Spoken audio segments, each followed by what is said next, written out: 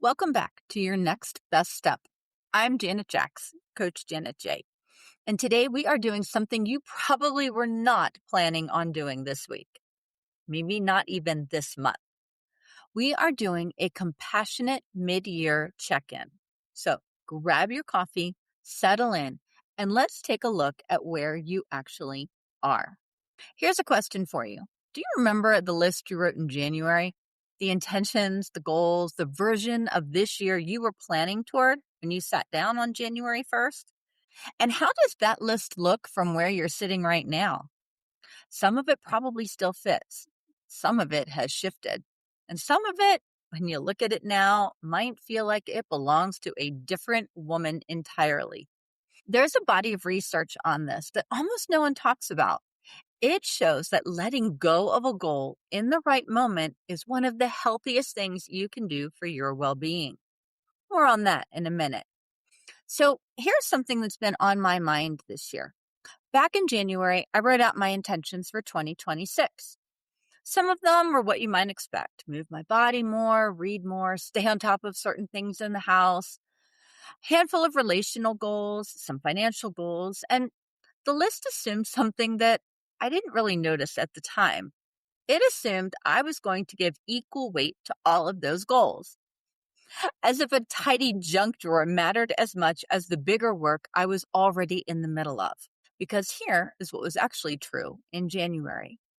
I was already deep into this podcast. We had launched in October, and I was in the middle of editing a Bible study on women of the Bible. Both of those started in 2025. Both of those carried real weight. Both of them needed a lot of my attention to do well. By June, I sat down and looked at my January list and realized something. The two big things from 2025 had taken priority all year. And they should have. They were the right priorities. Several items on my January list had simply gotten less of my attention.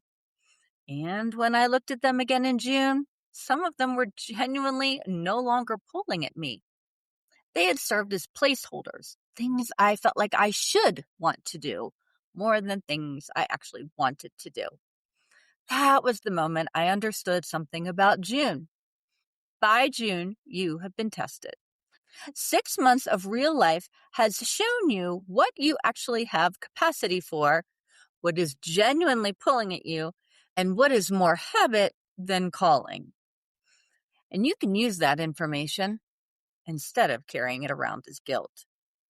Here's what I want to offer today. Most of us were taught that January is for setting goals and December is for measuring whether we hit them. The middle of the year?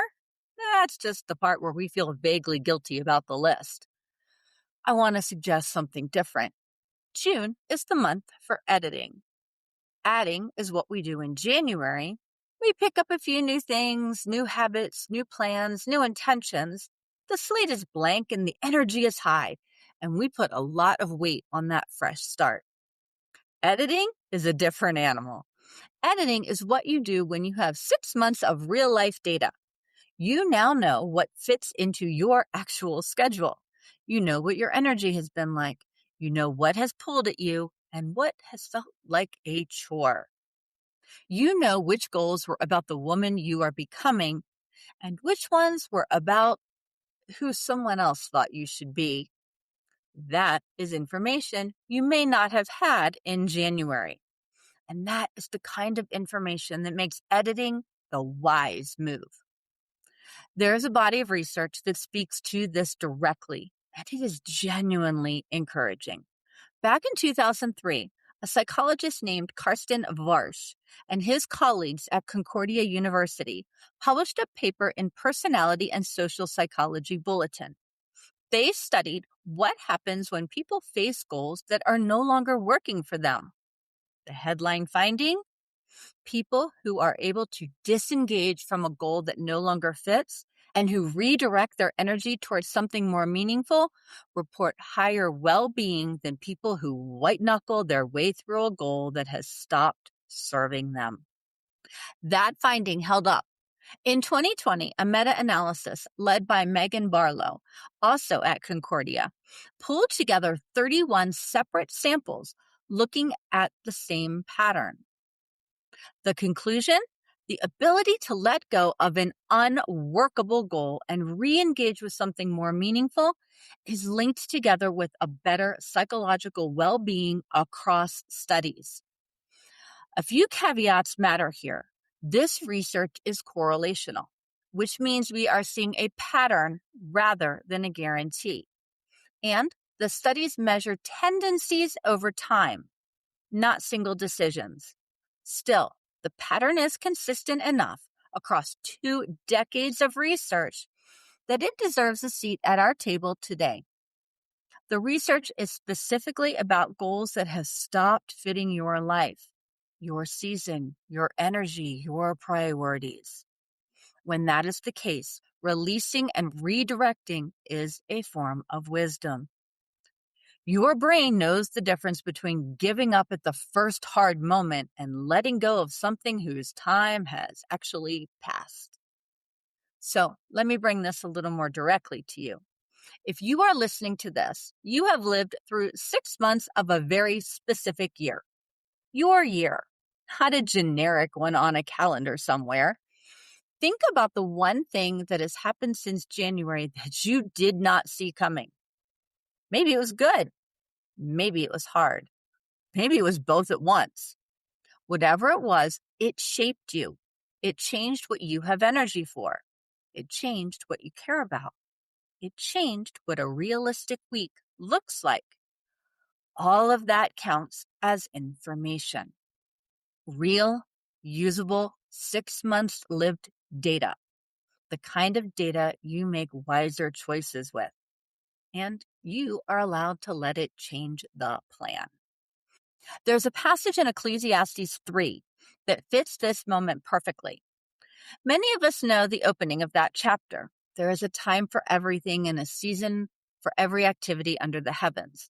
That is verse 1. Keep reading, though.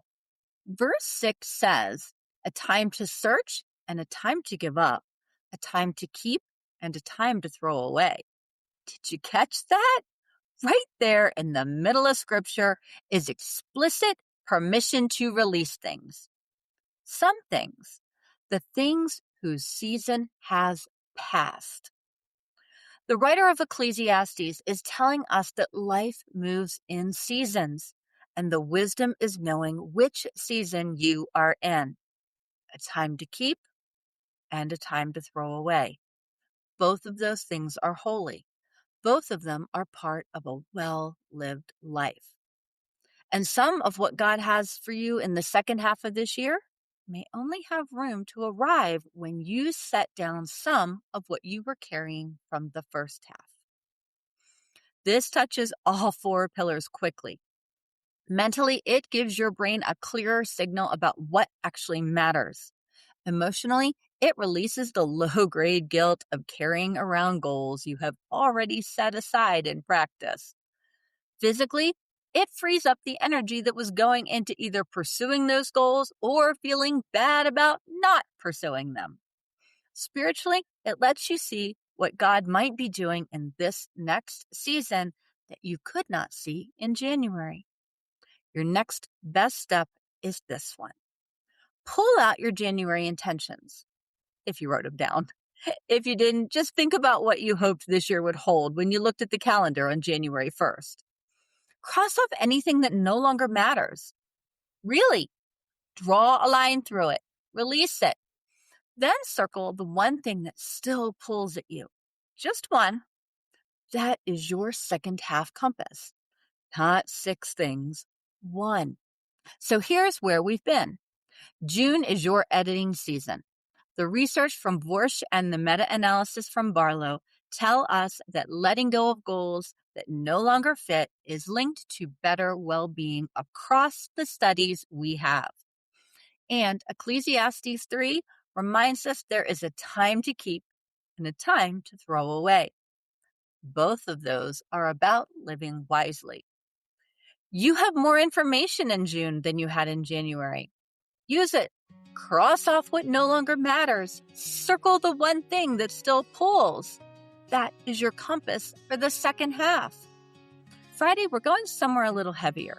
If you have ever found yourself at 2 a.m. reading an article about Alzheimer's because your mom forgot the name of something or because you forgot the name of something, that episode is for you. We're going to talk about brain health in a calm, grounded way with the research that really matters. And just so you know, episode 100 is coming up in a couple of weeks. I've been working on something special for it. More soon. Follow or subscribe wherever you are listening or watching so you do not miss an episode. And if you have a moment, a rating or review makes a huge difference. It helps other women find this show, and I'm so grateful for everyone. I will see you on Friday. Take your next best step.